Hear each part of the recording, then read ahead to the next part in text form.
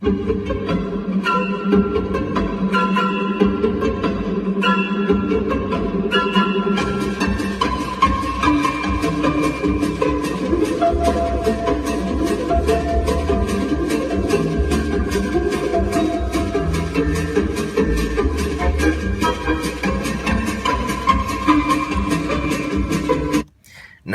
I'm pretty sure a lot of people have heard that song before. I'm pretty sure a lot of people have actually, noticed that it's in almost every episode of Always Sunny in Philadelphia.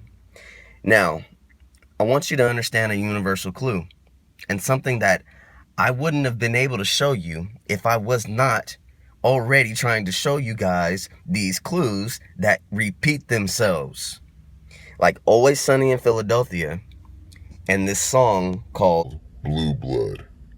Yo, what's good? It's your boy Whispy here, and I want to throw a quick shout out to my boy Candyman, the only one here, because he actually took it upon himself to do what I asked in my last video, and that was understanding a bit of the clues here and having it take him into another source of information, depending on how he looked at it.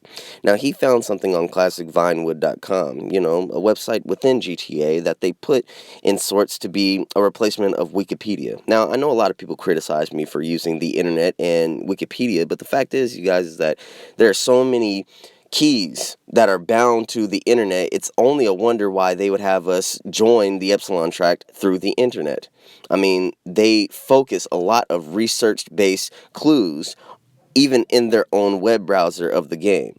Now, the point here, you guys, is that even in classicvinewood.com, we have seen a movie, okay, that they have made note, and it's called Blue Blood. Now, the point here, you guys, is that I know a lot of people think that I'm just bringing up and fucking shows and stupid words and blah, blah, blah. But why the fuck would I bring this up only for it to make sense within the game? The game is talking about it too. So if I'm not making sense, neither is the fucking game, and I understand why a lot of people are confused. Lizzie from GTA 4, who was played by this woman, Charlie Parker, who also featured in the show Blue Bloods. Vlad, one of the first and main bosses you work for in GTA 4, who was played by Misha Kuznetsov, who also featured in Blue Bloods. Deborah, Floyd's crazy wife in GTA 5, who was played by Claire Burns, who was also featured in the show Blue Bloods. Marnie, one of the first and only people to tell you about the truth within Epsilon, who was played by Rena Del Cursi, who was also featured in the show Blue Bloods. But a lot of people can ignore that, and they can even ignore the fact that Marnie's eyes were not blue in the first game that she was ever featured in within GTA 4. Or they can even disacknowledge the fact that Mr. Friedlander here was played by Mr. Brian Scott Johnson, who was also featured in Blue Bloods. I mean, seriously, did you guys really think the murder mystery was just to give you guys some filters? Or did you not think you had to pay attention to murder mysteries? Now, let's do a bit of the math here, you guys, okay? Because the murder mystery wasn't even the first murder mystery, okay? If you remember correctly, in last gen, we were given 50 letter scraps to collect in order to figure out who Lenora Johnson was killed by.